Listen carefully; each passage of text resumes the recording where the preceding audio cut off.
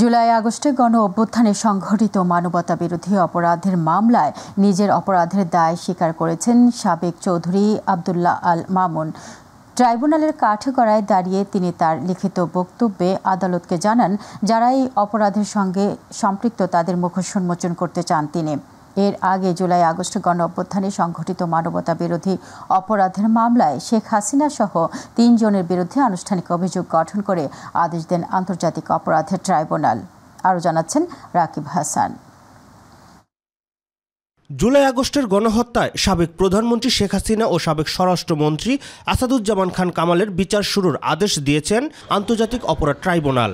সেই সঙ্গে আলোচিত এই মামলায় আগামী 3 আগস্ট সূচনা বক্তব্য উপস্থাপন শেষে 4 আগস্ট থেকে সাক্ষ্য গ্রহণের দিন ধার্য করেছেন ট্রাইব্যুনাল। বিচারপতি মোহাম্মদ গোলাম মর্তুজা মজুমদারের নেতৃত্বাধীন 3 সদস্যের আন্তর্জাতিক অপরাধ ট্রাইব্যুনাল একে এই আদেশ দেন। এর মাধ্যমে শেখ হাসিনা সহ 3 জনের বিরুদ্ধে আনুষ্ঠানিক বিচার শুরু হলো। সকালে জুলাই গণহত্যার মামলায় সাবেক পুলিশ মহাপরিদর্শক চৌধুরী আব্দুল্লাহ আল মামুনকে আন্তর্জাতিক অপরাধ ট্রাইব্যুনালে হাজির করা হয়। পরে চিফ প্রসিকিউটর জানান, জুলাই আগস্টের হত্যাকাণ্ডে রাজসাক্ষী হয়েছেন সাবেক আইজিপি চৌধুরী আব্দুল্লাহ আল মামুন। সেই সঙ্গে গণহত্যায় জড়িত থাকার কথা স্বীকার করেছেন তিনি। 2024 সালের জুলাই আগস্টে সংগঠিত মানবতা বিরোধী অপরাধের দায়ে তদানীন্তন প্রধানমন্ত্রী শেখ হাসিনা, তদানীন্তন স্বরাষ্ট্রমন্ত্রী আসাদুজ্জামান খান কামাল, তদানীন্তন inspector general of police Chowdhury Abdullah Al মামুনের বিরুদ্ধে আনুষ্ঠানিকভাবে অভিযোগ গঠন করেছেন এবং আগামী 3রা আগস্ট এবং 4ঠা আগস্ট এই 2 দিন ওপেনিং স্টেটমেন্ট এবং সাক্ষীর পরীক্ষার জন্য দিন ধার্য করেছেন, অর্থাৎ ওই দিন সাক্ষ্য শুরু হবে। তৃতীয় আসামি চৌধুরী আব্দুল্লাহ আল মামুন সাহেব গ্রেপ্তার হয়ে আদালতে উপস্থিত ছিলেন। তাকে যখন অভিযোগ পড়ে শোনানো হয় এবং আদালত তাকে জিজ্ঞাসা করেন তিনি তাকে যে অভিযুক্ত করা আছে সেই ব্যাপারে তার বক্তব্য কী, তিনি তার দোষ স্বীকার করেছেন। গত 12 মে জুলাই আগস্টের গণহত্যার ঘটনায় শেখ হাসিনার বিরুদ্ধে তদন্ত প্রতিবেদন দাখিল করেন তদন্ত সংস্থার কর্মকর্তারা। তদন্ত প্রতিবেদনে জুলাই আগস্ট গণহত্যার নির্দেশদাতা হিসেবে শেখ হাসিনার নাম উঠে এসেছে। হাসিনা ছাড়াও এই মামলায় অপর 2 আসামি হলেন সাবেক স্বরাষ্ট্রমন্ত্রী আসাদুজ্জামান খান কামাল ও সাবেক আইজিপি চৌধুরী আব্দুল্লাহ আল মামুন। রাকিব হাসান, মাইটিভি, ঢাকা। নির্বাচন কমিশনের অবসরপ্রাপ্ত ব্রিগেডিয়ার জেনারেল আবুল ফজল মোহাম্মদ সানাউল্লাহ বলেছেন, এবার প্রবাসী বাংলাদেশিরা ভোটে দিতে পারবেন। পোস্টাল ব্যালটের মাধ্যমে তারা তাদের ভোটে দিতে পারবেন। এই জন্য একটা প্রকল্প নেওয়া হবে বলেও জানান তিনি। এছাড়া আর কোনো নির্বাচনে ইভিএম ব্যবহার হবে না বলেও জানান তিনি। রাজধানীর আগারগাঁওয়ে নির্বাচন ভবনে কমিশন সভা শেষে এই তথ্য জানান তিনি। সভায় সভাপতিত্ব করেন প্রধান নির্বাচন কমিশনার এএমএম নাসির উদ্দিন। সভা শেষে ইসি সানাউল্লাহ বলেন, প্রবাসী বাংলাদেশিদের ভোটে দেওয়ার ব্যবস্থা করতে প্রাথমিকভাবে 48 কোটি টাকার প্রকল্প নেওয়া হবে। এদিকে কোনো আসনে ভোট গ্রহণে অনিয়ম হলে সেই আসনের পুরো ভোট বাতিলের ক্ষমতা ফিরে পেতে প্রস্তাব করেছে নির্বাচন কমিশন। অসুস্থ বা তাদেরকে প্রায়োরিটি দেওয়া হয়, এগুলো তো দেওয়াই হয়। পাশাপাশি যদি আমরা একটা ইয়াং জনগোষ্ঠীকে উদ্বুদ্ধ করার জন্য ভোটের প্রতি, যারা ভোটের বিমুখ হয়ে গেছেন, এ ধরনের যদি কোনো প্রস্তাব থাকে আমরা অবশ্যই বিবেচনা করে দেখব। চূড়ান্ত সিদ্ধান্ত নির্বাচন কমিশনই নেবে। আগামী নির্বাচন সুষ্ঠুভাবে সম্পন্ন করার জন্য বিজিবির সব ধরনের প্রস্তুতি আছে বলে জানিয়েছেন সংস্থাটির মহাপরিচালক মেজর জেনারেল মোহাম্মদ আশরাফুজ্জামান সিদ্দিকী। আজ চট্টগ্রামের সাতকানিয়ায় বিজিবির 103তম রিক্রুট ব্যাচের প্রশিক্ষণ সমাপনী কুচকাওয়াজ অনুষ্ঠান শেষে সাংবাদিকদের সঙ্গে আলাপকালে তিনি এই কথা বলেন। তিনি বলেন, ভোটের সময় সরকার ও নির্বাচন কমিশন যেইভাবে নির্দেশ দেবে সেভাবে বিজিবি দায়িত্ব পালন করবে। সীমান্তের নিরাপত্তা নিশ্চিতে নতুন করে 5000-এর মতো জনবল যুক্ত করার প্রক্রিয়া শুরু হয়েছে জানিয়ে বিজিবি মহাপরিচালক বলেন, আসন্ন জাতীয় নির্বাচনেও দায়িত্ব পালন করবেন নতুন সদস্যরা। সুষ্ঠু, সুন্দর, ফেয়ার ইলেকশনের জন্য যেটা করা দরকার সেই সাপোর্টটুকু আমরা সরকারকে দিতে পারি। চলতি বছরের ডিসেম্বরের মধ্যে নির্বাচনী প্রস্তুতি শেষ করার নির্দেশনা দেয় প্রধান উপদেষ্টা ডক্টর মোহাম্মদ ইউনূসকে ধন্যবাদ জানিয়েছেন বিএনপির মহাসচিব মির্জা ফখরুল ইসলাম আলমগীর।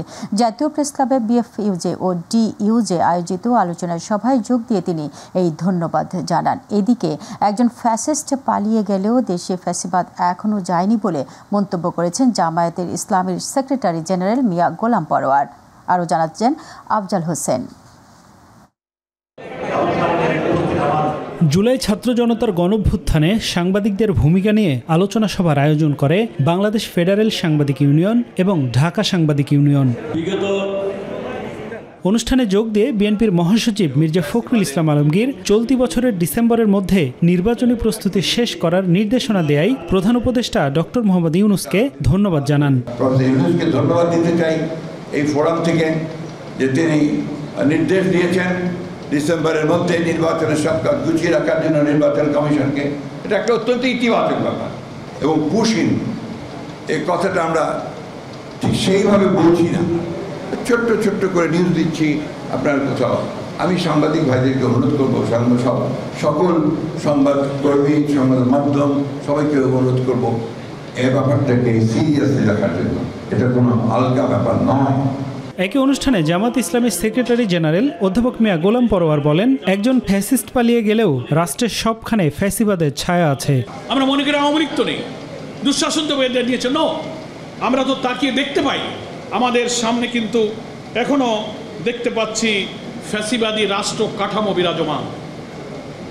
রাষ্ট্রযন্ত্রের সর্বত্র ফ্যাসিবাদের প্রতাত্তারা আছে। দিল্লির আধিপত্যবাদের কালো থাবা এখনো চতুর্দিক থেকে চেয়ে বসছে। ব্যবসা বাণিজ্য, রাজনীতি, আন্তর্জাতিক নীতি, কূটনীতি, ইভেন সামনের নির্বাচন নিয়ে জনগণের আকাঙ্ক্ষাকে কি করে ধুলায় মিশিয়ে দেওয়া যায় তার চক্রান্ত এখনো কিন্তু বিদ্যমান। নামে একজন ফ্যাসিস্ট বিদায় নিলেও জাতির উপর থেকে ফ্যাসিজমের কালো থাবা কিন্তু বিদায় নেয়নি। অনুষ্ঠানে বিএনপি, জামাত সহ বিভিন্ন রাজনৈতিক দলের নেতা এবং শীর্ষ সাংবাদিকরা বক্তব্য রাখেন। আন্দোলন সংগ্রাম এখনো অব্যাহত আছে। আমরা যাতে একে অপরের প্রতিপক্ষ হয়ে না যাই। আমাদের প্রতিপক্ষ মনে রাখতে হবে, আমাদের প্রতিপক্ষ ফ্যাসিবাদ। আমাদের প্রতিপক্ষ ফ্যাসিবাদের যে গুরু সেটা হলো ভারতীয় আধিপত্যবাদ। নির্যাতিত সাংবাদিকদের একটি তালিকা প্রকাশ করা হয়েছে। সেই তালিকার মধ্যে যদি 2টি নাম থাকে, রুহুল আমিন গাজীর নামটি থাকা উচিত। অনুষ্ঠানে বিগত শেখ হাসিনা সরকারের সময়ে সাংবাদিকদের নির্যাতনের ইতিহাস নিয়ে আলোকচিত্র প্রদর্শন করা হয়। আফজাল হোসেন, মাই টিভি, ঢাকা। সংস্কার আর পিআর পদ্ধতির কথা বলে জনগণকে বিভ্রান্ত করা হচ্ছে বলে মন্তব্য করেছেন বিএনপির সিনিয়র যুগ্ম মহাসচিব রুহুল কবির রিজভী। তিনি বলেন, স্থানীয় নির্বাচন ও নির্বাচনের পদ্ধতিকে জটিল প্রক্রিয়ার মধ্যে ফেলে ঘোলা পানিতে মাছ শিকারের চেষ্টা করছে একটি দল। বিকেলে ঢাকা মহানগর উত্তর বিএনপির বৃক্ষরোপণ কর্মসূচিতে অংশ নিয়ে এই মন্তব্য করেন তিনি আরও বলেন, অনির্বাচিত সরকার দীর্ঘদিন ক্ষমতায় থাকলে নতুন করে ফ্যাসিবাদী তৈরি হতে পারে। এটা ইউরোপ তাদের সমাজ, গণতান্ত্রিক সমাজ অনেক আগে থেকে, সেখানেও বিভিন্ন দেশে আপনার এইটা নিয়ে আলোচনা সমালোচনা চলছে। জাপান চালু করেছে, তাও কি 37%, মাত্র 37% সেখানে ভোটের পদ্ধতি হচ্ছে আপনার পিআরের পদ্ধতিতে। আর বাংলাদেশের মানুষ এটা সম্পর্কে কোনো ধারণাই নাই, এটাকে টেনে নিয়ে আসা হচ্ছে। আমি আগেও বলেছি, যারা রাজনীতিতে একেবারে এতিম তারা হচ্ছে এই পদ্ধতি চায়। প্রবাসীদের ভোটাধিকার পিআর পদ্ধতিতে নির্বাচন, জুলাই সনদ সহ 7 দফা দাবি পূরণ হলে যে কোনো সময় নির্বাচনের জন্য প্রস্তুত জামায়াতে ইসলামী। সোহরাওয়ার্দী উদ্যানে জাতীয় সমাবেশের বিষয়ে ডিএমপি কমিশনারের সাথে বৈঠক শেষে সাংবাদিকদের এই কথা বলেন জামায়াতের সহকারী সেক্রেটারি জেনারেল অ্যাডভোকেট এহসানুল মাহবুব জোবায়ের। তিনি আরও জানান, জামায়াতের জাতীয় সমাবেশে আমন্ত্রণ পাবে ফ্যাসিবাদ বিরোধী সব দল। আগামী 19শে জুলাই সোহরাওয়ার্দী উদ্যানে 2টার সময় আমাদের যে জাতীয় সমাবেশ, এই উপলক্ষে আমরা এসেছিলাম। গতকালকে স্বরাষ্ট্র মন্ত্রণালয়ের দায়িত্বে নিয়োজিত সম্মানিত উপদেষ্টার সাথে আমাদের 2জন সিনিয়র দায়িত্বশীল মিটিং করেছেন। এরই ধারাবাহিকতায় আমরা আজকে ডিএমপি কমিশনার অফিসে এসেছিলাম। ঢাকা বিভাগ সহ আশপাশের জেলা এবং পুরো দেশ থেকেই আমাদের একটা পার্টিসিপেশন থাকবে, সেটা কয়েক লক্ষ লোক হবে ইনশাল্লাহ। ইতিহাসের সবচেয়ে বড় জনসভা ইনশাল্লাহ। এই মাসের মধ্যে জুলাই সনদ তৈরি করা সম্ভব হবে বলে আশা প্রকাশ করেছেন জাতীয় ঐক্যমত্য কমিশনের সহসভাপতি অধ্যাপক আলী রিয়াজ। রাজনৈতিক দলগুলোর সাথে আলোচনায় অগ্রগতি হচ্ছে বলেও জানান তিনি। এদিকে সংবিধানের 4র্থ তফসিলে জুলাই সনদকে যুক্ত করা যেতে পারে বলে মনে করেন বিএনপির স্থায়ী কমিটির সদস্য সালাউদ্দিন আহমেদ। শিমুল খানের রিপোর্টে বিস্তারিত। 3 দিন বিরতি দিয়ে সকালে রাজধানীর ফরেন সার্ভিস একাডেমিতে রাজনৈতিক দলগুলোর সাথে বৈঠকে বসে জাতীয় ঐক্যমত্য কমিশন। বৈঠকে যোগ দেন বিএনপি, জামাত, এনসিপি সহ অন্যান্য রাজনৈতিক দলের প্রতিনিধিরা। প্রধান বিচারপতি নিয়োগ, তত্ত্বাবধায়ক ব্যবস্থা ও জরুরি অবস্থার ঘোষণার মতো প্রয়োজনীয় বিষয়গুলো নিয়ে আলোচনা হয় বৈঠকে। ঐক্যমত্য কমিশনের সহসভাপতি অধ্যাপক আলী রিয়াজ জানান, জরুরি অবস্থা জারির বিষয়ে আগামী সপ্তাহেই একমতে আসা যাবে। তবে তত্ত্বাবধায়ক সরকার ব্যবস্থার ব্যাপারে আরও আলোচনার প্রয়োজন বলে মনে করেন তিনি। প্রধান বিচারপতি নিয়োগ সংক্রান্ত প্রস্তাবে দুটো বিষয়ে রাজনৈতিক দল এবং জোটগুলো একমত হয়েছেন। আলোচনা শেষে বিএনপির স্থায়ী কমিটির সদস্য সালাউদ্দিন আহমেদ বলেন, 24-এর গণঅভ্যুত্থানকে রাষ্ট্রীয় মর্যাদা ও স্বীকৃতি দিতে চায় বিএনপি। গণঅভ্যুত্থান 2024 এর মর্যাদা, গুরুত্ব, মহিমা আমরা ধারণ করি। আমরা এটাকে স্বীকৃতি দিই, সারা জাতি স্বীকৃতি দেয়। এটাকে আমরা যথাযথ মর্যাদায়, যথাযথ স্থানে রাষ্ট্রীয়ভাবে স্বীকৃতি দিতে চাই। যদি এটা উপযুক্ত হবে, ঘোষণাপত্রের অংশ পুরাটা না নিয়ে শুধু গণ অভ্যুত্থান 2024, জুলাই আগস্টের ছাত্র গণ অভ্যুত্থানের সেই চেতনাটুকু ধারণ করে স্বীকৃতি দেয়া চতুর্থ তফসিলে আনা যেতে পারে। সভা শেষে বাংলাদেশ জামাতে ইসলামী ও জাতীয় নাগরিক পার্টিও তাদের দলীয় অবস্থান তুলে ধরেন গণমাধ্যমের কাছে। একটা ঐক্যমত হয়েছে যে সংবিধানে কেয়ারটেকার সরকার ব্যবস্থা ফিরে আসবে, প্রত্যাবর্তন করা হবে, এ বিষয়ে আমরা একমত হয়েছি। তবে এটা কাঠামোগত বিষয়টা বা রূপরেখা কি হবে এই বিষয়ে ওনারা আরেকটা মডিফাই করে প্রস্তাব আগামী মিটিংয়ে দেবেন, তখন আমরা সেখানে আমাদের মতামত দেব।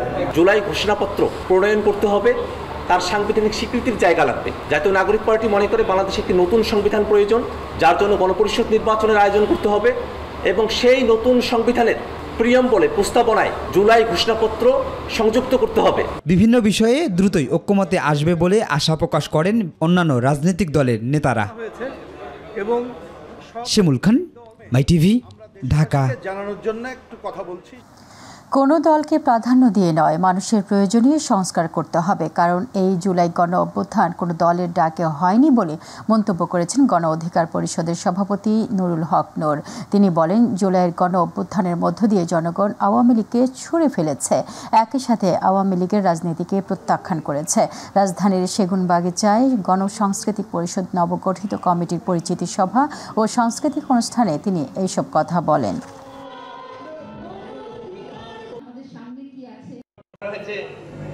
জুলাইয়ের গণ অভ্যুত্থানের মধ্যে দিয়ে জনগণ আওয়ামী লীগকে ছুঁড়ে ফেলেছে এবং আওয়ামী লীগের রাজনীতিকে প্রত্যাখ্যান করেছে।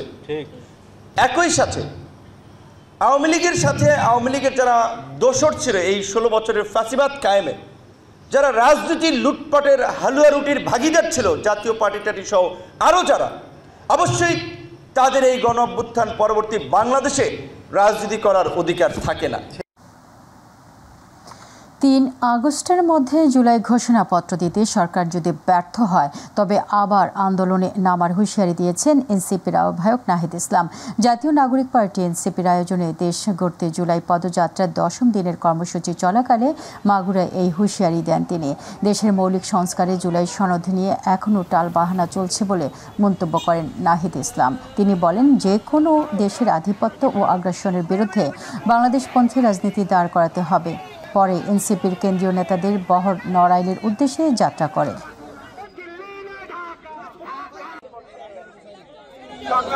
জুলাই ঘোষণাপত্র এবং জুলাই সনদের জন্য আমরা 5ই আগস্ট এই গণ অভ্যুত্থানের 1 বছর পূর্তি হবে, আমরা 3রা আগস্টের মধ্যেই সেটি কার্যকর দেখতে চাই এবং সরকার যদি 1 বছরের মধ্যেও এটি দিতে ব্যর্থ হয়, সকল রাজনৈতিক পক্ষ মিলে যদি ব্যর্থ হয়, তাহলে সারা দেশের ছাত্র জনতাকে নিয়ে আমরা আবারও মাঠে নামবো।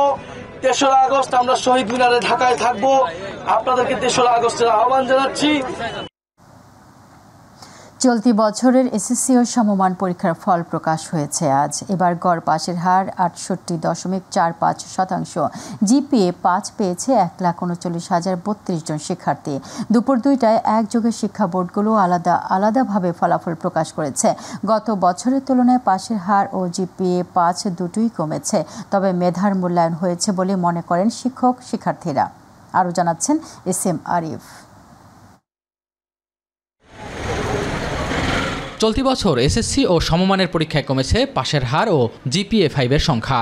এবার সারা দেশে গড় পাশের হার ৬৮.৪৫%, যা গত বছরের তুলনায় ১৪.৫৯% কম। এবছর জিপিএ 5 পেয়েছেন ১,৩৯,০৩২ জন শিক্ষার্থী। ফলাফল ঘোষণার পর শিক্ষা প্রতিষ্ঠানগুলোতে উচ্ছ্বাসে ফেটে পড়েন শিক্ষার্থীরা। লক্ষ্য পূরণ হওয়ায় খুশি তারা। পরবর্তীতে আরও ভালো করে পড়াশোনা করতে হবে। আমার বাবার ইচ্ছা মেডিকেলে পড়বো, ইনশাআল্লাহ ওই জন্য প্রস্তুতি নিব। আমার আম্মুর বাবার ফ্যামিলি সবার ইচ্ছা যে আমি মেডিকেলে পড়বো, এইটাই। কলেজে এখন অ্যাডমিশন দিব। সন্তানের সফলতায় খুশি অভিভাবকরা। পরবর্তী ধাপের জন্য প্রত্যাশাও জানিয়ে রাখছেন তারা। অনেক কষ্ট করছে, ও নিজে অনেক লেখাপড়া করছে, সারাদিনই পড়ছে। এই অনুভূতিটা আসলে বলার মতো না, মানে প্রকাশ করার মতো না, এটা স্তব্ধ করে দেওয়ার মতো একটা অনুভূতি। পাশের হার ও জিপিএ কমলেও প্রশ্নের মান স্ট্যান্ডার্ড থাকায় মেধার মূল্যায়ন ঘটেছে বলে মনে করেন শিক্ষকরা।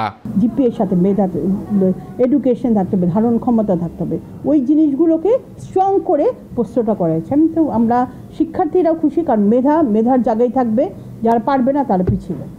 সবাই যদি একরকম মেধায় চলে যায়, একই রকম জিপি হয়, তাহলে মেধার কখন মূল্যায়ন হবে না। সারা দেশে শতভাগ পাশ করা প্রতিষ্ঠানের সংখ্যা ৯৮৪টি। ১৩৪টি প্রতিষ্ঠানে কেউ পাশ করেননি। SM আরিফ, মাই টিভি, ঢাকা। গত ২৪ ঘণ্টায় এডিস মশাবাহিত রোগ ডেঙ্গুতে আক্রান্ত হয়ে শিশুসহ ২ জনের মৃত্যু হয়েছে। পাশাপাশি এই সময়ের মধ্যে আরও ৩৩৭ জন ডেঙ্গু জ্বর নিয়ে হাসপাতালে ভর্তি হয়েছেন। বৃহস্পতিবার স্বাস্থ্য অধিদপ্তরের প্রতিবেদনে এই তথ্য জানানো হয়।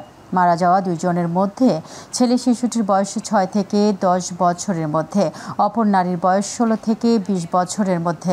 প্রতিবেদনে বলা হয়, বুধবার সকাল ৮টা থেকে বৃহস্পতিবার সকাল ৮টা পর্যন্ত ডেঙ্গু আক্রান্তদের মধ্যে সবচেয়ে বেশি ১০১ জন বরিশালের হাসপাতালগুলোতে ভর্তি হয়েছে। চলতি বছর এখন পর্যন্ত ডেঙ্গুতে আক্রান্ত হয়ে ৫৪ জনের মৃত্যু হয়েছে। গত ২৪ ঘণ্টায় দেশে করোনা আক্রান্ত হয়ে কারোর মৃত্যু হয়নি। এই পর্যন্ত দেশে করোনায় মোট মৃত্যু হয়েছে ২৯,৫২৪ জনের। এই দিন নতুন করে শনাক্ত হয়েছেন ১৪ জন। সব মিলিয়ে আক্রান্তের সংখ্যা দাঁড়িয়েছে ২০,৫২,২১৭ জন। স্বাস্থ্য অধিদপ্তর থেকে পাঠানো করোনা বিষয়ক এক প্রেস বিজ্ঞপ্তিতে এই তথ্য জানানো হয়। বিজ্ঞপ্তিতে বলা হয়, গত ২৪ ঘণ্টায় সারা দেশে ২৮১ জনের নমুনা পরীক্ষা করা হয়। এর মধ্যে ১৪ জনের শরীরে করোনা ভাইরাস শনাক্ত হয়েছে। স্বাস্থ্য অধিদপ্তর জানিয়েছে, দেশে করোনা ভাইরাস মহামারীর শুরু থেকে এখন পর্যন্ত মোট শনাক্তের হার ১৩.০৪%। গত ২৪ ঘণ্টায় শনাক্তের হার ৪.৯৮%। সরকারি কর্মকর্তাদের স্যার সম্বোধন করার নির্দেশনা আনুষ্ঠানিকভাবে বাতিল করা হয়েছে। সকালে প্রধান উপদেষ্টা অধ্যাপক মোহাম্মদ ইউনূসের সভাপতিত্বে অনুষ্ঠিত উপদেষ্টা পরিষদের বৈঠকে এই নির্দেশনা বাতিল করা হয়। সভায় মন্ত্রিসভা থেকে প্রবর্তিত অন্যান্য অতিরঞ্জিত প্রোটোকল নির্দেশিকা সংশোধনের প্রয়োজনীয়তা নিয়েও আলোচনা হয়। প্রধান উপদেষ্টার উপপ্রেস সচিব আবুল কালাম আজাদ মজুমদার উপদেষ্টা পরিষদের বৈঠকের বরাত দিয়ে এই তথ্য জানান। তিনি জানান, এই লক্ষ্যে 2 সদস্যের একটি পর্যালোচনা কমিটি গঠন করা হয়েছে। শেখ হাসিনার প্রায় 16 বছরব্যাপী স্বৈর শাসনের সময় একটি বিতর্কিত নির্দেশনা জারি করা হয়েছিল, যেখানে সরকারি কর্মকর্তাদেরকে স্যার সম্বোধন করতে বলা হয়। উপদেষ্টা পরিষদের সিদ্ধান্তে সেই বিতর্কিত সিদ্ধান্ত বাতিল হলো। ভারী বৃষ্টি ও ভারতের উজানের পানিতে বছর না পেরোতে ফের বন্যার কবলে পড়েছে ফেনীর পরশুরাম, ফুলগাজী ও ছাগলনাইয়া উপজেলা। মহুরী, কহুয়া ও সেলোনিয়া নদীর বন্যা নিয়ন্ত্রণ বাঁধের 21টি স্থান ভেঙে প্রবল বেগে পানি প্রবেশ করে ডুবছে একের পর এক জনপদ। পানি ঢুকছে ফেনী শহরেও। এতে বসত বাড়ি, রাস্তাঘাট তলিয়ে পানিবন্দী হয়ে পড়েছেন লাখো মানুষ। সিলেটের সুরমা নদীর পানি সমতলে স্থিতিশীল থাকলেও কুশিয়ারা নদীর পানি সমতলে বৃদ্ধি পাচ্ছে। বেড়েছে কুমিল্লার গোমতী নদীর পানিও। রংপুর অঞ্চলে তিস্তা নদীর পানিও বৃদ্ধি পেতে পারে বলে রয়েছে পূর্বাভাস। 42 দিনের জিম্মি দশা থেকে লিবিয়া প্রবাসী 2 জনকে উদ্ধার করেছে পিবিআই। ভিকটিমরা লিবিয়ার ত্রিপোলির একটি ওয়ার্কশপে কাজ করা অবস্থায় অপহরণের শিকার হয়। পরে নির্যাতন করে ভিডিও কলে পরিবারের কাছে 22 লাখ টাকা করে মুক্তিপণ দাবি করে অপহরণকারীরা। উপায় না পেয়ে ভিকটিমের পরিবার 1.5 লাখ টাকা দেয়। এই সময় রাজশাহী থেকে রাসেল নামে একজনকে গ্রেপ্তার করে পিবিআই, কিন্তু এরপরও নির্যাতন বন্ধ না হয় আরও 4 লাখ টাকা পাঠানো হয়। পরে বাগেরহাটের মোড়লগঞ্জ থেকে মিন্টু ফরাজিকে গ্রেপ্তার করা হয়। পরে অপহৃত 2 ভিকটিমকে তারা এক জায়গায় ফেলে যায়। পরে পিবিআই বিভিন্ন সংস্থার সাথে যোগাযোগ করে ভিকটিমদের দেশে ফিরিয়ে আনতে সক্ষম হন। জেলখানার সেলের মতন ছোট ছোট খুপড়িতে ওনাদেরকে আটক রাখা হয় এবং দীর্ঘ 42 দিন অর্ধাহার অনাহারে রাখা হয়, প্রচণ্ড নির্যাতন করা হয়।